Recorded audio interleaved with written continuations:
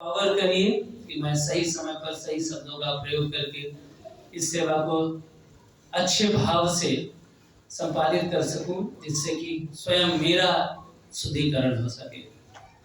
अगर कोई त्रुटि हो तो फिर कृपया अज्ञानी समझ के, अबोध समझ करके क्षमा करिएगा। आप सभी भाग्यशाली हैं, आपने इस समय का चुनाव किया भगवान की कथा सुनने में, यहाँ आने में। निश्चित तौर से किस लिए? भगवान का दर्शन करने के लिए नहीं, भगवान को जानने के लिए। कौन कौन वास्तव में भगवान को देखना चाहता है? अच्छा, सही, वेरी गुड। और जानना चाहते हैं सब, यानी इसका मतलब अभी तक किसी ने देखा नहीं, जाना नहीं भगवान को। फिर कथा करने की कोई जरूरत है? जब भगवान को ही नहीं जानते हैं हम लोग तो क्या मतलब है? चलो हो गई भाई कथा, प्रसाद शुरू करो, बंद करो। ऐसे में एक कथा सुन रहा था, उसमें बता रहे थे श्रीमान कृष्ण प्रभु, बड़ा सुंदर, कि एक जगह पर एक कथाकार गए थे कथा करने के लिए, गांव में ही। तो उस गांव में पूछा उन्होंने कि भाई कितने लोग भगवान को मानते हैं? जैसे आप सबने हाथ उठाया वैसे सबने हाथ उठा दिया। तो उन्होंने कहा फिर मुझे कथा करने की जरूरत ही क्या है, चलो बंद करो, कथा नहीं होगी, सब जानते ही भगवान को। चले गए उठ करके, कथा बंद।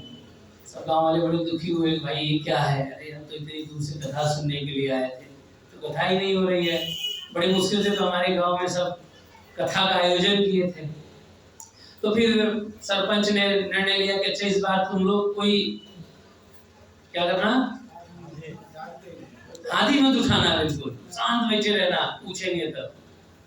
आए कथावाचक, उन्होंने फिर से वही प्रश्न पूछा, भाई कौन कौन भगवान को मानते हैं? तो सबने जो है हाथी नहीं उठाया। महानारायण के सब नास्तिकों की नगरी है, यहाँ कथा करने से क्या फायदा जब कोई भगवान को मानते ही नहीं है? तो चलो बंद करो, कथा नहीं होगी। फिर तीसरी बार सरपंच ने विनती की, अरे नहीं नहीं महाराज गलती हो गई, ये सब बहुत अच्छे हैं। तो इस बार उन्होंने युक्ति बनाई, आधे हाथ उठाना आधे मत उठाना। तो बड़ी विनती करके फिर से वापस बुलाए कथाकार को। आए महाराज व्यास आसन में बैठे और पुनः कथा करने से पहले फिर से वही प्रश्न पूछा उन्होंने, कितने लोग भगवान को मानते हैं? तो 50% ने हाथ उठाया, 50% ने हाथ नहीं उठाया। फिर माइक हटाया महाराज ने, तुरंत व्यास आसन से उतरे, जाने लगे। अब गांव वाले कहे, सरपंच दौड़े उनके पीछे, अरे महाराज अब क्या हुआ? अब तो आधे आधे हैं, अभी भी कोई काम नहीं। जो आधे जानते हैं भगवान को, मानते हैं, वो दूसरों को बता दें हमारा यहाँ क्या काम है। चलो, तो कथा नहीं हुई। तो ये मैं क्यों कह रहा था? क्योंकि यहाँ पर भगवान को जानने और मानने की परिस्थिति अनुसार व्यवस्थाएं बदल जाती है ना। जैसी परिस्थिति, जब कभी भगवान को मानना है, इससे मतलब है कुछ, तो मान लिया। और जब हमारे मतलब है, यानी लग रहा है कि हाँ भगवान को न माने तभी काम हो सकता है, तो नहीं माना। और जब भगवान को मानने की बात हुई तो मान लिया। मतलब क्या कहते हैं इसको, मौका परस्त जिसको कहते हैं। जैसा मौका लगा तो भगवान को मान लिया, नहीं लगा तो नहीं। जैसे गांव वाले कर रहे थे ना, पहले तो सभी मान रहे थे, अरे महाराज आए हैं भगवान के बारे में ही कहने आए हैं, तो सब खुश हो जाएंगे, बता देते हाँ हाँ हम सभी मानते हैं भगवान को। बाद में पता चला यार इस बात से तो ये लग रहा है कथा नहीं सुनाएंगे, कथा कैसे सुनी जाएगी? तो नहीं मानते हैं। फिर इसके बाद लगा कि नहीं आधे आधे में मान जाए। जैसा मौका देख रहे थे वैसे ही भगवान की। तो ये वास्तव में हमारी स्थिति है, हम भगवान को अपनी सुविधा अनुसार ही ले लेते हैं। कभी कभी नास्तिक लोग भी भगवान को मानने लगते हैं।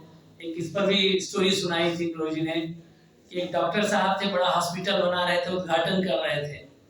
अब सब पार्टी उटी तो दे ही रहे थे, सबको खिला पिला रहे थे, काफी करोड़ों का इन्वेस्टमेंट था। नास्तिक थे बिल्कुल, भगवान से उनका कोई लेना देना नहीं था। तो जब उन्होंने क्या किया कि एक पंडित को बुलाया और यज्ञ आदि वहां कराया, पूजा पाठ कराया। तो उनके एक मित्र थे जो उसमें आए हुए थे, तो उन्होंने पूछा कि यार तू तो बड़ा नास्तिक है, ये क्या इतना बड़ा जो है यज्ञ अनुष्ठान, मुझे समझ में नहीं आ रहा है। कहा यार देख, मैं तो वास्तव में नास्तिक हूँ, भगवान को मैं मानता नहीं हूँ, लेकिन अब देखो इतना करोड़ों का इन्वेस्ट किया है और इतने लोगों को पार्टी भी दे रहा हूँ, इतना खर्चा तो कर ही रहा हूँ ना। अरे 25-50 हजार रुपए किया कि कराने में अगर लग ही जा रहा है तो क्या बुराई है। कहीं अगर मान लो गलती से होगा भी और हमारा काम गड़बड़ा दे तो क्या होगा, अगले दिन हॉस्पिटल ही बंद हो जाए हमारा, तो कम से कम वो भी संतुष्ट हो जाएगा, क्या जाता है मेरा। तो ऐसी धारणा भी हमारे समाज में है। खैर हम थोड़ा बस हम तो यही जानना चाह रहे थे। आज तो मैं वैसे भी ये सुनने का मतलब प्रयास कर रहे थे हम लोग कि वास्तव में अगर भगवान को हमें जानना हो तो कैसे जानेंगे भगवान को। आज हम इस पर थोड़ा सा चर्चा करेंगे, वास्तव में हम भगवान का ज्ञान कैसे ले सकते हैं। तो जैसे आप सब जानते हैं कि अगर किसी भी व्यक्ति के विषय में जानना हो तो कैसे जाना जा सकता है। कोई उसका इष्ट मित्र उसके बारे में बताए, है कि नहीं, तो आप जान सकते हैं उसके बारे में। या फिर किसी पुस्तक में उसके विषय में लिखा हो, वहां से पढ़ते हैं, बायोग्राफी पढ़ते हैं, उस व्यक्ति के बारे में जानते हैं हम लोग। लेकिन कुछ भाग्यशाली लोग होते हैं जो उस व्यक्ति को उसी व्यक्ति से जानते हैं, है नहीं। और वो जब कभी ऐसे व्यक्ति से हम मिलते हैं तो जैसे मान लीजिए जो कोई डॉक्टर एपीजे अब्दुल कलाम का असिस्टेंट रहा हो, सेक्रेटरी रहा हो, अगर उससे जब हमें एपीजे अब्दुल कलाम के बारे में जानने को मिले तो हम लोग बड़े खुश होते हैं कि यार ये व्यक्ति उनके पास रहा। लेकिन उस व्यक्ति को की प्रसन्नता का अंदाजा लगा सकते हैं जो स्वयं एपीजे अब्दुल कलाम के साथ रहा, उनसे काम किया, या कह लीजिए कि जिसने अब्दुल कलाम से ही अब्दुल कलाम के बारे में जाना। तो कौन सा इसमें सबसे प्रामाणिक विधि है उस व्यक्ति के बारे में जानने का, है ना। तो अगर हम भगवान के विषय में जानना चाहते हैं और भगवान ही बता रहे हो कोई विधि, तो उससे बढ़िया और कोई प्रामाणिक बात हो सकती है क्या। तो भगवत गीता अध्याय 7 जिसका शीर्षक है भगवत ज्ञान, और इसमें भगवान के विषय में बहुत सारी ज्ञान है और उसका पहले ही श्लोक थोड़ा समझने का प्रयास करेंगे। तो मेरे पीछे दोहराने का प्रयास करिए। उसमें स्वयं भगवान ने बताया है कि मेरे बारे में कैसे जाना जा सकता है, ठीक है, कैसे जानोगे। तो अध्याय 7 इनके मोबाइल में है, वो निकाल सकते हैं, पीछे दोहरा सकते हैं। भगवत वाणी है स्वयं भगवान की।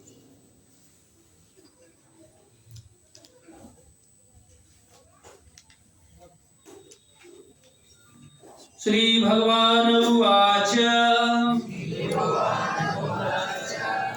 मय्या सक्तमनः पार्थ योगं युञ्जनमदाश्रयः असंशयं समग्रं माम् यथा ज्ञास्यसि तच्छृणु। श्री भगवान उवाच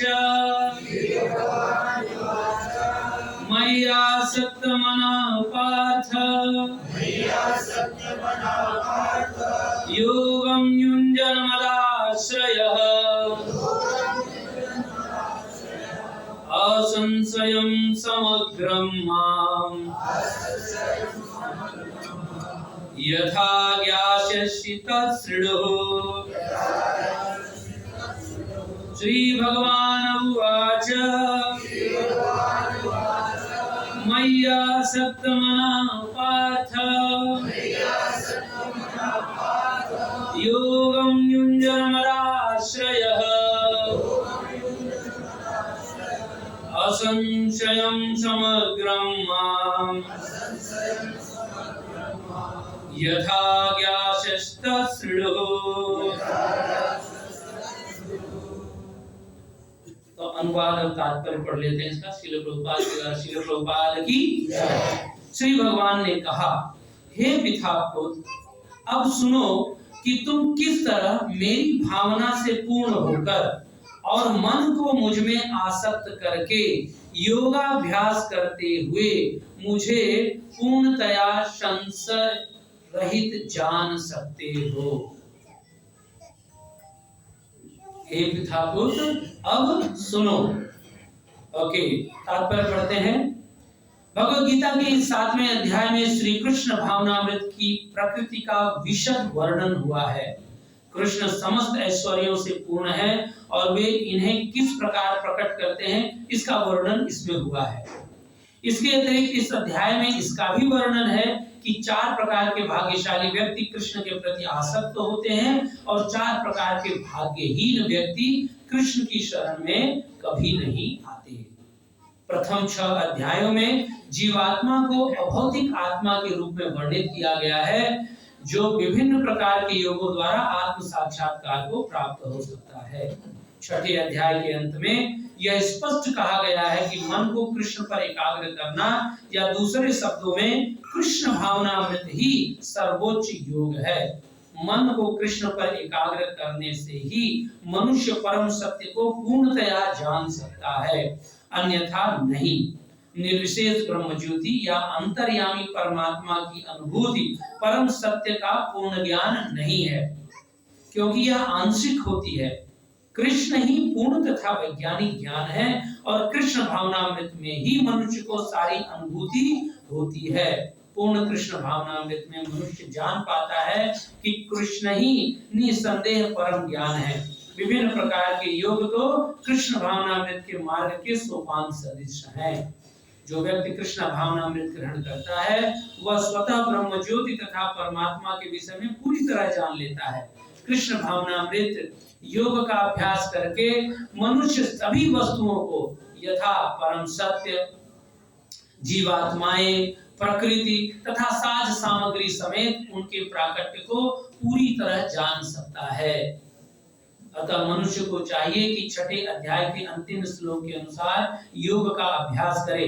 परमेश्वर कृष्ण पर ध्यान की एकाग्रता को नवधा भक्ति के द्वारा संभव बनाया जाता है, जिसमें श्रवणम अग्रगणी एवं सबसे महत्वपूर्ण है।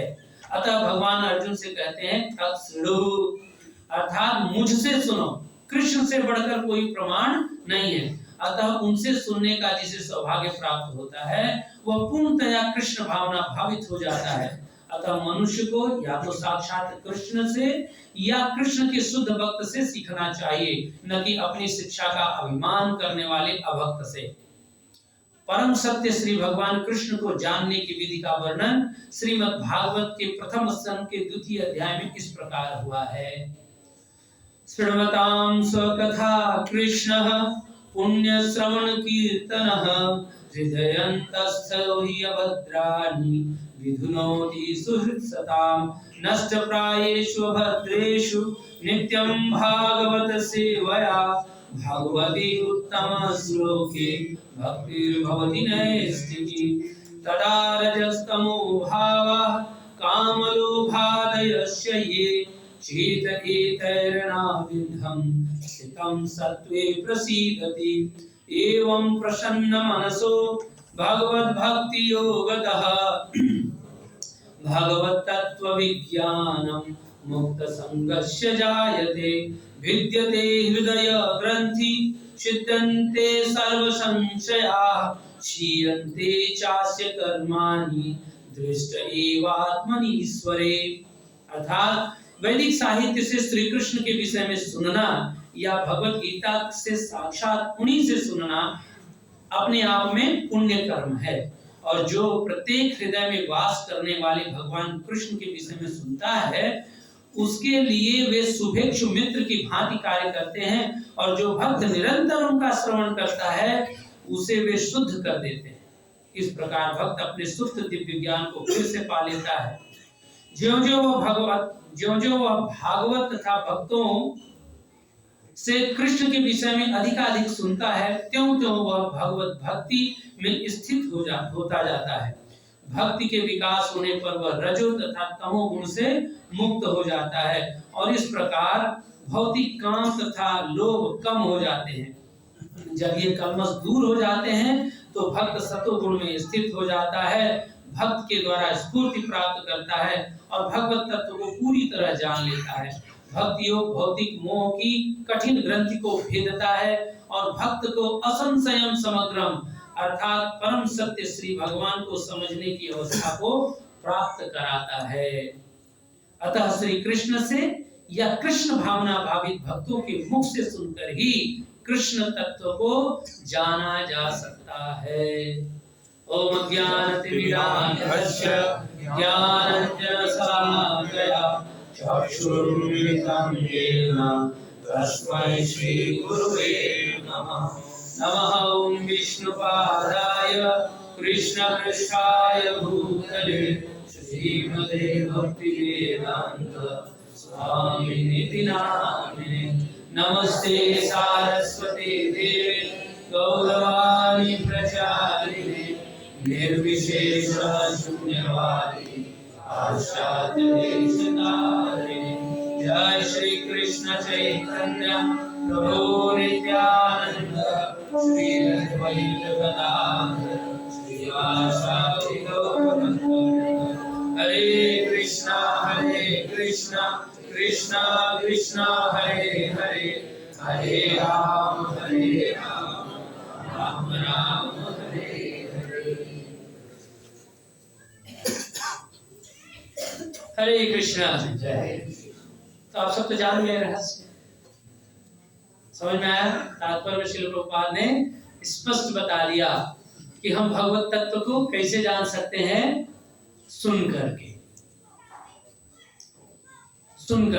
सुनने का बड़ा लाभ है। तो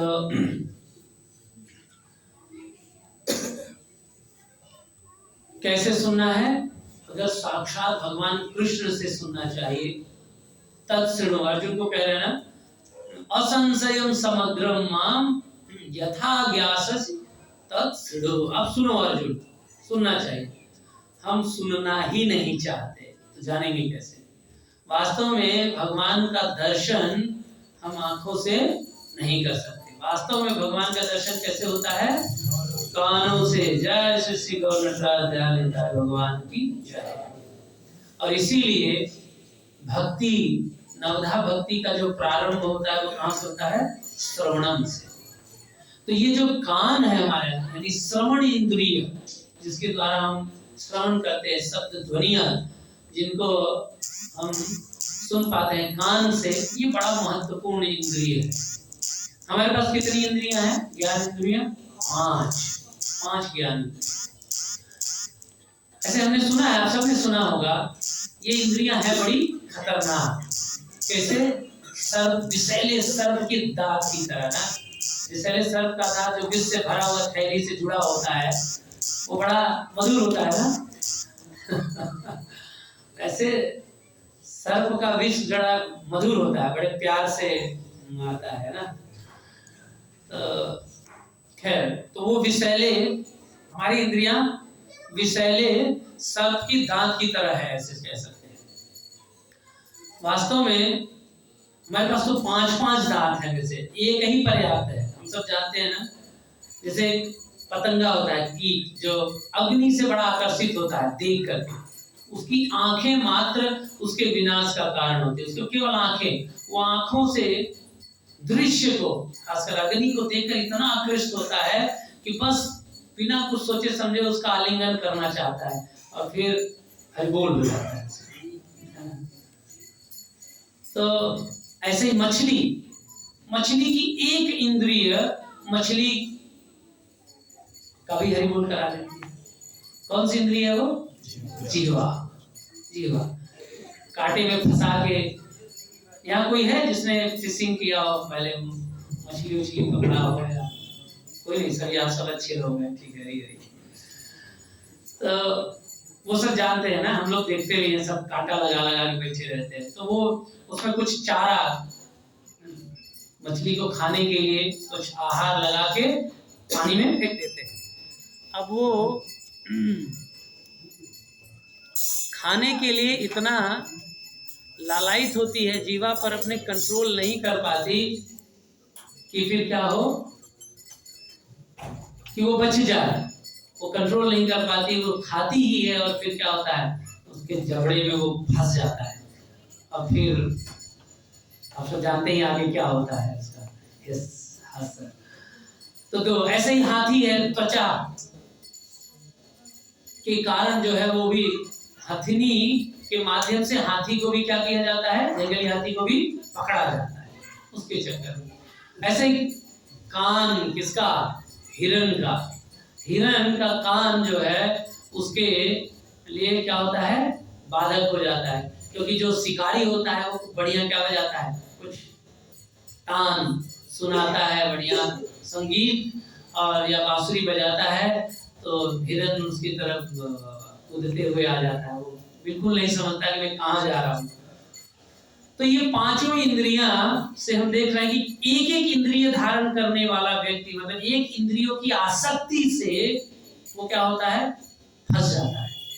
और हम सब तो पांचों इंद्रिया, और इनमें से जो दो, कान और आंख, इस पर तो कभी हम चिंता ही नहीं करते। बिल्कुल कुछ भी सुनाओ सुनने को तैयार, और कुछ भी दिखाओ देखने को तैयार।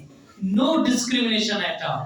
हम तो ये चाहते हैं, मतलब भगवान का धन्यवाद ही देते हैं इसलिए कि वाह कितनी बढ़िया आंख दी हमें, जो सड़ा गला बढ़िया खराब जो भी दिख जाए सब देखना ही है।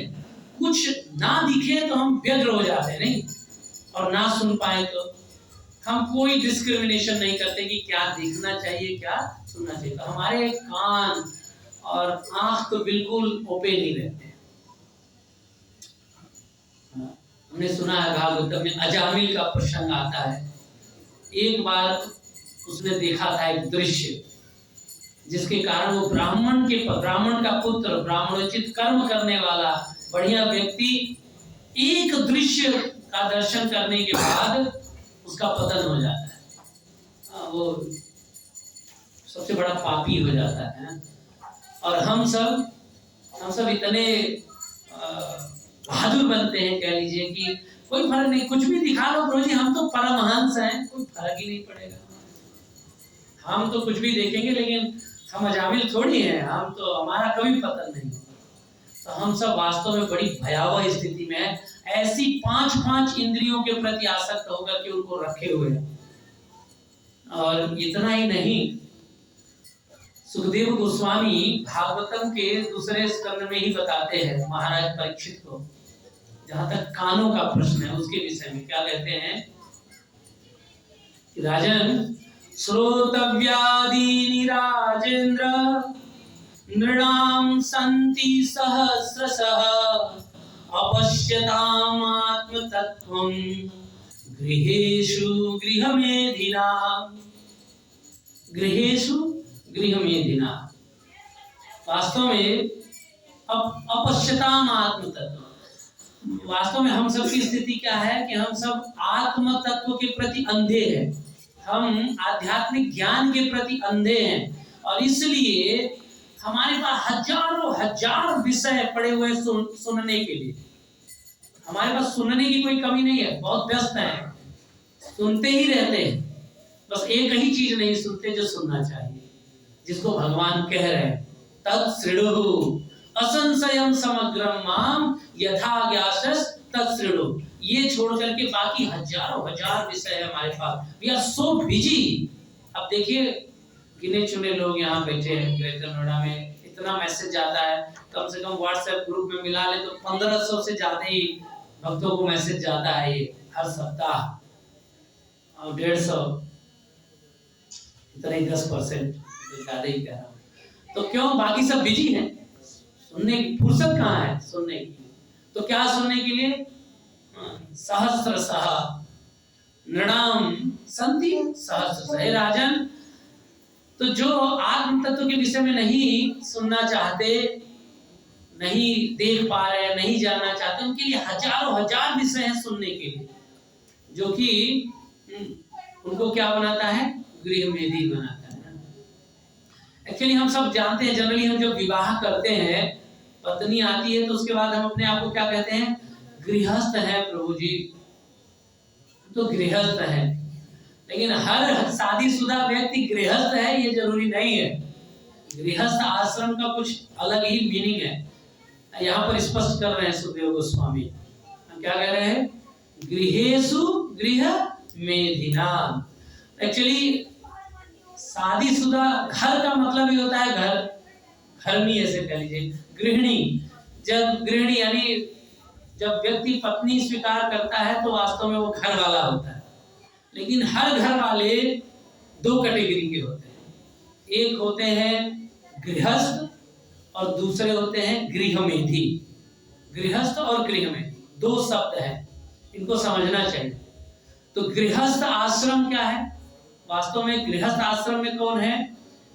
जो वास्तव में आश्रय लेता है, पत्नी के साथ घर में रहते हुए आश्रय लेता है किसके? भगवान के चरण कमलों का, वो है गृहस्थ आश्रम। वो वास्तव में गृहस्थ आश्रम है। लेकिन जो पत्नी के साथ घर में रह करके अपने इंद्रियों का आश्रय लेता है, अपनी इंद्रियों की सेवा का लक्ष्य रखता है, अपनी पत्नी के इंद्रिय की सेवा का लक्ष्य रखता है, अपने अपत्य के इंद्रियों की सेवा का लक्ष्य रखता है, वो गृहस्थ नहीं, वो गृहमेधी कहलाता है। तो दो कैटेगरी गृहमेधी। तो यहाँ पर जो गृहमेधी है वो आत्म तत्व के प्रति बिल्कुल निश्चित रहते हैं, सुनना ही नहीं चाहते। वो केवल कैसे उदर पूर्ति हो, कैसे हमारी इंद्रियों की आवश्यकताओं की पूर्ति हो, शरीर की आवश्यकताओं की पूर्ति हो, इसके विषय में विचार करते हैं मात्र। तो ये है गृहमेधी। तो खैर, तो इसलिए, लेकिन वास्तव में सुनने का विषय तो ये है कि भगवान हम कौन है, कहाँ से है, भगवान कौन है। भगवान को जानने के विषय में हमें सुनने का प्रयास करना चाहिए, और वो भी भगवान की भक्ति। अगर कोई ये सोचे कि नहीं नहीं हम सुनेंगे नहीं, हम तो मानसिक चिंतन करके अपने मन से अपने अनुसार भगवान को जान लेंगे, तो ये संभव नहीं है। प्रभुपाद कहते हैं कि अगर कोई व्यक्ति सोचे कि हम अपने मानसिक चिंतन से भगवान के विषय में जान लेंगे, तो ये संभव नहीं है। क्यों संभव नहीं है? क्योंकि वास्तव में हम मानसिक चिंतन से भगवान को क्यों नहीं जान सकते? क्योंकि मानसिक चिंतन से तो हम इस भौतिक जगत को नहीं जान सकते, भगवान को जानने की तो बड़ी दूर की बात है। इस भौतिक जगत को भी हम नहीं जान पाते केवल अपने मानसिक चिंतन से, क्योंकि हमारा ज्ञान सीमित है।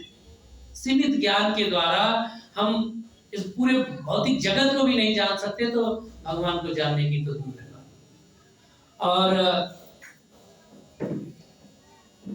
और जो मुख्य कारण ये है कि हम बद्ध जीवों में 4 प्रकार के दोष पाए ही जाते हैं। इस वजह से भी हमारा ज्ञान कभी असीमित हो ही नहीं सकता, हमारा ज्ञान कभी पूर्ण हो ही नहीं सकता अगर हम इंद्रियों के द्वारा या इस शरीर में रहते हुए शरीर के ज्ञान इंद्रियों का इस्तेमाल करके कोई भी ज्ञान अर्जित करते हैं, तो वो ज्ञान पूर्ण हो ही नहीं सकता, क्योंकि वो एक दोष है, वो है अपूर्ण इंद्रिया। हमारे इस शरीर की जितनी भी इंद्रियां हैं, जैसे भी 5 ज्ञान इंद्रियों की बात की, वो क्या है? अपूर्ण है। 4 दोष में पहले तो ये कि हम भ्रमित होते हैं, हम गलतियां करते हैं, हमें धोखा देने की प्रवृत्ति होती है, और हमें ये हमारी जो इंद्रियां हैं वो अपूर्ण है। ये 4 दोष होते हैं बद्ध जीव में। तो बद्ध जीव के द्वारा जो ज्ञान प्रतिपादित किया जाता है वो कभी भी पूर्ण नहीं हो सकता। तो इसलिए वास्तव में भगवान को अगर जानना है, तो भगवान को जानने के लिए हमें सुनना होगा, अर्थात हमें भक्ति करनी होगी। भगवत गीता में भी भगवान ने बताया, और यहाँ पर भी कह रहे हैं, क्या कह रहे हैं? मय्यासक्त मनः पार्थ योगम युञ्जन मदाश्रयः। तो किस प्रकार हम भगवान को जान सकते हैं, ये सुनना है हमें। और कैसे सुनना है? योगम युञ्जन मदाश्रयः, योग में स्थित होकर के। और वो भी योग कैसे करना है? मद आश्रय, भगवान के आश्रय में रहते हुए, भगवान की शरण में रहते हुए भगवान के साथ। योग वास्तव में क्या है? योग का अर्थ है जुड़ना। तो जब हम एक व्यक्ति हैं, भगवान एक व्यक्ति है, जब हम अपने आप को किससे जोड़ते हैं? भगवान से जोड़ते हैं, तो ये वास्तव में योग है। वैसे भगवत गीता में भगवान ने कई प्रकार के योगों का वर्णन किया है, लेकिन ये सारे योग से जो प्राप्त होने वाला परिणाम है वो एक नहीं है। अगर योग अलग है तो उससे प्राप्त होने वाला परिणाम भी अलग है। और फिर भगवान ने स्वयं अपना कंक्लूजन दिया कि वास्तव में सबसे अच्छा योग कौन सा है। तो छठे अध्याय में उन्होंने योग का वर्णन किया, उसमें ध्यान योग का विशेषता वर्णन किया। तो पहले 6 अध्यायों में उन्होंने योग का वर्णन किया है, कर्म योग, ज्ञान योग, ध्यान योग, ये वर्णन किया है 3 प्रकार के योग। वास्तव में इन तीनों प्रकार का मतलब योग का वर्णन करने के बाद फिर भगवान छठे अध्याय के 47वें श्लोक में स्पष्ट कर भी दे रहे हैं कि वास्तव में कौन सा योग सबसे बढ़िया है मेरे हिसाब से। तब वो कहते हैं, अपना ही मत प्रदान करते हैं कि योगियों में योगिनाम सर्वेषां मद्गतेन अंतरात्मना श्रद्धावान यो माम भजते, श्रद्धावान भजते यो माम स्वामी युक्त तमो मतः। वास्तव में जो प्रेम पूर्वक, श्रद्धा पूर्वक मेरे भजन में लगा हुआ है वो योगी, वो समस्त योगियों में सर्वश्रेष्ठ है। योगी नाम अभी सर्वेषां मद्गतेन, अपने अंतःकरण में श्रद्धा से प्रेम पूर्वक जो मेरे भजन में लगा हुआ है, अर्थात भक्ति योगी। जो भक्ति योगी है वो वास्तव में भगवान को जान पाता है पूर्णतया, एज इट इज। भगवान सबके सामने अपने आप को प्रकट नहीं करते, केवल अपने भक्तों के सामने वो पूर्णतया प्रकट होते हैं। और इस बात की भी घोषणा भगवान ने 18वें अध्याय में जाते हुए किया, कहते अंत में उपसंहार में कंक्लूड किया भगवान ने कि कौन मुझे जान सकता है तत्वतः, है ना। भक्त्या माम अभिजानाति यावांच अस्मि तत्वतः। वास्तव में अगर कोई भगवान को जान सकता है तो वो कैसे जान सकता है? तत्वतः। और किसके द्वारा? भक्त्या माम, कर्म योग, ज्ञान योग, ध्यान योग नहीं, इनकी अलग अलग डेस्टिनेशन है। ध्यान योग से बहुत विकास करता है ध्यान योगी, ज्ञान योगी, तो वो ब्रह्म तक पहुंच सकता है भगवान के। एक्चुअली जैसे ये योग है, वैसे भगवान का रियलाइजेशन योग का परिणाम भी है। तो भगवान को 3 अवस्थाओं में लोग जानते हैं, ब्रह्म, परमात्मा और भगवान के रूप में। तो वैसे जब ज्ञान योगी होता है वो उसकी पहुंच कहां तक होती है? ब्रह्म ज्योति तक। ब्रह्म के रूप में भगवान को मानता है जब भगवान ब्रह्म है। सही है, एक तरह से सही है, लेकिन पूर्ण नहीं है। पूर्ण ज्ञान नहीं है भगवान, आंशिक ज्ञान है, ये आंशिक है। क्योंकि भगवान के तीनों पक्ष हैं। जैसे सूर्य का दृष्टांत दिया जाता है, जैसे सूर्य है तो सूर्य का प्रकाश भी है, सूर्य लोक भी है और सूर्य देव भी है, ऐसे समझ सकते। तो वैसे ही भगवान का तेज ब्रह्म ज्योति है और भगवान अपना विस्तार करके परमात्मा रूप में हर जीव के हृदय में विद्यमान रहते हैं, वो परमात्मा रूप है भगवान का। और एक है फिर अंततः स्वयं द्विविध श्याम सुंदर गोलोक वृंदावन धाम में नंद नंदन यशोदा नंदन वासुदेव श्री कृष्ण, ये पूर्ण है। तो इनको अगर तत्वतः कौन जान सकता है? वो भक्त्या माम अभिजानाति। बाकी ज्ञान योग से ब्रह्म ज्योति तक रियलाइजेशन होता है। फिर और कोई ध्यान योग का अभ्यास करता है तो परमात्मा के रूप में समस्त हृदय में विद्यमान भगवान को समझ पाता है।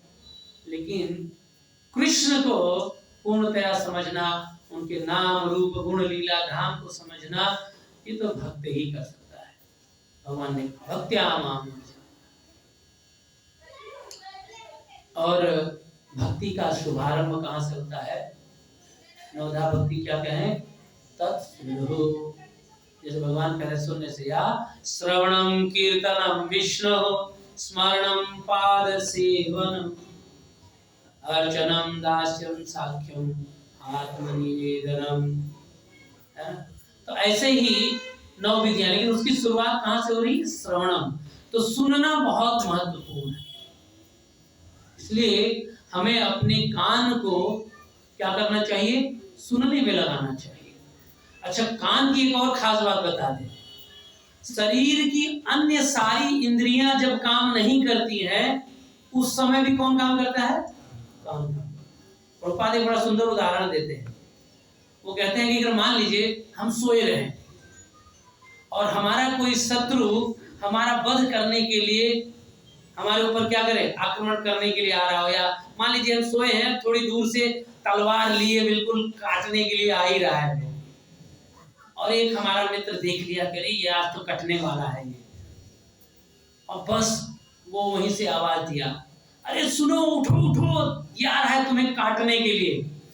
तो व्यक्ति सोया हुआ है, न उसका हाथ चल रहा है, न उसका पैर चल रहा है, न उसकी आंखें हैं, सब बंद हैं, बिल्कुल सोया हुआ है। लेकिन जैसे ही वो आवाज देता है तो क्या करेगा? वो उठ जाएगा कि नहीं उठ जाएगा? बाकी सारी इंद्रियां शिथिल पड़ी हुई है, लेकिन उसका कान तब भी एक्टिव है, और फिर तुरंत उठ जाएगा और बच सकता है, भाग सकता है, लड़ सकता है, वट। तो ये प्रमाण है कि हमारी जो इंद्री है, ये कान बड़ी महत्वपूर्ण है। वैसे बुढ़ापे में भी जब हाथ ना काम करे, पैर ना काम करे, तो कम से कम कान में चारा अगर रहा सुरक्षित, आजकल लोग बहरे भी हो जाते हैं ना कान से भी, लेकिन अगर मान लीजिए रहा साथ में, तो कम से कम आराम से लेटे लेटे भी हम क्या कर सकते हैं? सुन तो सकते ही है ना। तो इसलिए सुनने की अगर हमारा अभ्यास रहेगा, सुनने की प्रवृत्ति रहेगी, सुनने की आसक्ति रहेगी, तो समझ जाइए हमारा उद्धार हो जाएगा। और समस्या बस इतना ही है कि हम सुनना ही नहीं चाहते, जस्ट डू इट, हम करना ही चाहते हैं। और सुनना भी चाहते हैं तो किसकी? अपने मन की, है ना, मन की सुनना चाहते हैं। और हमें लगता है कि मन ही हमारा, भगवान ने मन के विषय में बहुत कुछ कहा है, और इसीलिए इस श्लोक में भी मन के विषय में कहा है। भगवान क्या कहा? कैसे सुनना है तब जानेंगे। मयि आसक्त मनः, अब मन के बारे में भी बता रहे हैं इस श्लोक में। तो कैसे सुनना है भगवान के विषय में? सुनना तो है, और सुनने का लाभ देखिए भागवतम में भी बता दिए ना, श्रवणताम स्वकथा कृष्ण, है ना, पुण्य श्रवण कीर्तन। तो सुनने से क्या होता है? हृदयंतस्थो हि अभद्राणि, जो हमारे हृदय में इतने सारे अभद्र हैं, अनर्थ है, वो क्या होते हैं? वो सब साफ होते हैं, शुद्धिकरण होता है। सुनने का लाभ है। तो भगवान यहाँ बता रहे हैं कि अब सुनने के लिए क्या करना पड़ेगा? मयि आसक्त मनः पार्थ योगम युञ्जन मदाश्रय। तो हमें मन को क्या करना होगा? मन की नहीं सुनना होगा, मन को बल्कि आसक्त कराना होगा। अभी हमारा मन क्या है वास्तव में? ये जो 5 विषैले दांत हैं सबके, 5 इंद्रियां, उनका नेता है, नेता मन, तो उनका लीडर मन है। तो मन को, अभी मन की आसक्ति इन 5 इंद्रियों में है, ऐसे कह सकते, इनके विषयों में, इंद्रिय के विषयों में, इन इंद्रिय विषयों में आसक्त मन इंद्रियों को आदेश देता है, चलो इसमें लग जाओ। हमारी इंद्रियां तुरंत क्या होती हैं? लग जाती है। तो इसलिए अभी जो हमारा मन इन विषयों, इंद्रियों के विषयों में आसक्त है, उसी मन को हमें आसक्त कराना है किसमें? कृष्ण में। तो जब हम कृष्ण में इस मन को आसक्त रखेंगे, और इस मन को आसक्त रख करके सुनेंगे भगवान के विषय में, भक्ति का अभ्यास करते हुए, तब जाकर के हम क्या करेंगे? भगवान को वास्तव में तत्वतः जान पाएंगे। अन्यथा मानसिक ऊहापोह से अगर हम सोचें केवल मेंटल स्पेकुलेशन से भगवान को जान पाए तो ये संभव नहीं है। तो अब मन को कैसे आसक्त करें, अगला प्रश्न ये है। अब मन को आसक्त कैसे करें? मन तो अभी ऑलरेडी आसक्त है। जैसे गोपियां कहती हैं उधर से ना, उधव मन न भये 10-20 एक हुतो सो गयो श्याम सन को अवराधे। अब आपके जो ये ब्रह्म नए ईश्वर की बात आप जो बता रहे हैं, इनकी आराधना किस मन से करें? एक ही तो मन था बेचारा हमारा, अब वो कृष्ण ले गए, अब बचा ही नहीं कुछ हमारे पास। तो वैसे हम लोग कहेंगे, हम लोग गोपियां थोड़ी हैं, हम लोग क्या कहेंगे? तो जी एक ही तो मन है, ऑलरेडी 5 इंद्रिय के विषयों ने उसका हरण कर रखा है, अब मन है ही नहीं हमारे पास, तो बताओ उसको कृष्ण में कहां से आ सकता है? समस्या तो ये है, इसका पहले उपाय बताइए। तो मनः त्रायते इति मंत्रः, इसका उपाय क्या है? मंत्र। इसीलिए प्रभुपाद जान रहे थे, महाप्रभु चैतन्य महाप्रभु भी जान रहे थे कि इस कलयुग में जो जीव आएंगे वो गोपी तो है नहीं, ये बद्ध जीव है, इनका मन ऑलरेडी आसक्त है, तो इनकी आसक्ति का विषय कैसे परिवर्तन होगा? इसके लिए भी इन्हें भी औषधि माया नासी बार लागो, भक्ति विनोद ठाकुर भी बताते हैं ना। तो वो औषधि जानते थे, लोगों का रोग उन्हें पता था, तो वो औषधि पहले से ले आए, और आज हमने भी औषधि की व्यवस्था की है, आप लोगों को पिलाएंगे, चिंता मत करिए। आज बलराम लोग कहाँ हैं हमारे? दिख रहे हैं इधर? हाँ, जय हो। औषधि आ गई है? ठीक है, नहीं अभी उसका पात्र आया है, औषधि उसमें डाला जाएगा। तो ये बांट दीजिए प्रभु जी, बांट दीजिए, बिल्कुल मैं उसी पोजीशन पे आ चुका हूँ। तो जिनके पास नहीं है माला, किनके पास नहीं है हाथ उठाइए। प्रभु जी देखिए, हाथ देखिए, अजय प्रभु जी जहाँ उठ रहे हैं, बाकी सबके पास अपना पात्र है, माला है सबके पास। तो ये मंत्र इन्हें भी, तो ये हरे कृष्ण महामंत्र वास्तव में हरे कृष्णा कृष्ण कृष्ण हरे हरे, हरे राम राम राम हरे हरे। तो ये जो महामंत्र है, ये हमारे इस मन का इलाज है। जो अभी इंद्रिय विषयों के प्रति आसक्त मन है, उसको कृष्ण में आसक्ति दिलाने का काम यही करेगा, और कोई दूसरा उपाय नहीं है, नहीं है, नहीं है। तो आज हम लोग अब यही उपाय करेंगे। अभी एक साथ बैठ के हम सभी उच्च स्वर में इस महामंत्र का ध्यान पूर्वक उच्चारण करेंगे, जिससे कि हमारे मन का जो आसक्ति है, जो मन में गंदगी है, वो क्या हो सके? साफ हो सके। ठीक है? हरे कृष्ण कृष्ण कृष्ण हरे हरे, हरे राम राम राम हरे हरे।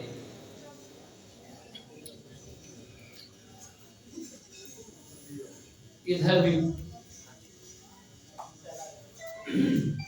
तो आप में से कोई ऐसे भक्त हैं जो अभी तक कभी माला किए नहीं है, आज पहली बार माला करेंगे? एक बस, और कोई? सब जानते हैं विधि? अच्छा, ओके, ठीक है।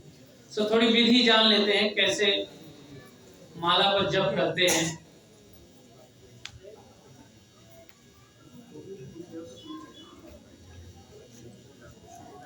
हरे कृष्ण कृष्ण कृष्ण हरे हरे, हरे राम राम। हो गया? मिल गया? तो जप करने के बाद कृपया आप लोग ये माला वापस कर दीजिएगा, और जिनके पास घर पर ये माला नहीं है, इस माला के लिए बाहर आज लगाए हैं ना प्रभु जी, तो आज बलराम प्रभु है वहां पर, मैचलेस गिफ्ट शॉप लगी हुई है बाहर, वहां से आप कुछ दान दे करके इसको प्राप्त कर सकते हैं। और जरूर इसको घर ले जाइए, और इस औषधि का सेवन प्रतिदिन करें, जिससे कि वास्तव में हमारी जो इंद्रिय आसक्ति है, इंद्रिय विषय आसक्ति है मन की, वो धीरे धीरे कृष्ण की तरफ आसक्त हो सके, और फिर हम धीरे धीरे अग्रसर हो भगवत ज्ञान की तरफ, भगवान को जानने के लिए पूरी तरह से।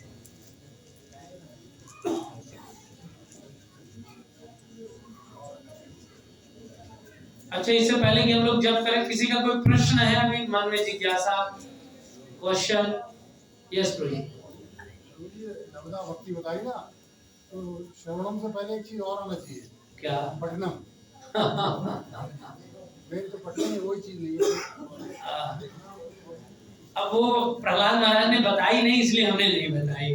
अगर वो बताए होते भागवतम में तो मैं वैसे ही बताता। कीर्तनम, जो कीर्तन करते हैं ना, कीर्तन में और श्रवण में, पठन तो ऑलरेडी आता है। जब हम पढ़ते हैं तो सुनते ही तो है। जैसे आप पठन करते हैं ना, वो श्रवण ही है। जब हम किसी ग्रंथ का अध्ययन करते हैं, जैसे प्रभुपाद के ग्रंथों का जब हम अध्ययन करते हैं, तो हम क्या कर रहे होते हैं? सुन रहे होते हैं। किसको? प्रभुपाद। जो प्रभुपाद ने आज से कई वर्ष पहले डिक्टाफोन में बोला था, वही तो आज प्रिंट होकर के उनके ग्रंथ के रूप में हमारे सामने।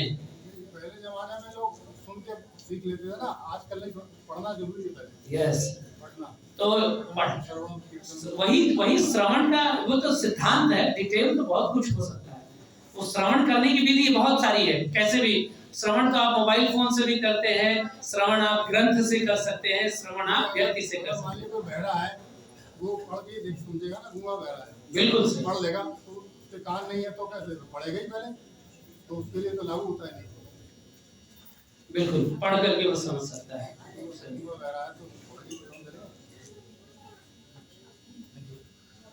धन्यवाद। हरे कृष्ण। ठीक है, माला मिली सबको? तो देखिए, माला को आप मिडिल फिंगर पर ऐसे टांग लीजिए, और इसके में एक अलग से मनका होगा, विशेष रूप से एक्स्ट्रा, जिसमें फूल लगा हुआ है थोड़ा ना। इसको कहते हैं सुमेरु। और ये मान लीजिए कि हमें बताया जाता है कि ये राधा कृष्ण को रिप्रेजेंट करते हैं। और इनकी चारों तरफ 108 जो ये मनके हैं, दाने, वो उनके प्रिय सखा के लीजिए, गोपियां हैं 108। तो हम प्रत्येक गोपी के चरणों का आश्रय लेते हुए क्या करते हैं? भगवान के नाम का उच्चारण करते हैं। ठीक है, लेकिन उससे पहले सुमेरु को पकड़ करके, तो मिडिल फिंगर पे टांगे हैं, अंगूठे से और मिडिल फिंगर से आप मनके को पकड़ेंगे, जिस भी मनके को। इंडेक्स फिंगर आप इसको यूज नहीं करेंगे जप में। जैसे समझ लीजिए अहंकार को थोड़ा दूर रखा जाता है, ईगो फिंगर है ना, तो इसलिए इसको थोड़ा दूर रखते हैं, क्योंकि भगवान की सेवा में अहंकार का कोई रोल नहीं है, या अहंकार बस हो करके फिर हम भगवान की सेवा नहीं करते हैं। तो इस उंगली का प्रयोग नहीं करते, और सुमेर को पकड़ करके एक पंच तत्व मंत्र बोलते हैं। 5 तत्व, वो जो भगवान के ही पार्षद हैं, तो उनका नाम उच्चारण करते हैं, जिससे कि भगवान के नाम का जप हम ठीक से कर सके, जो त्रुटियां हो, अपराध हो, उनसे हम बच सके।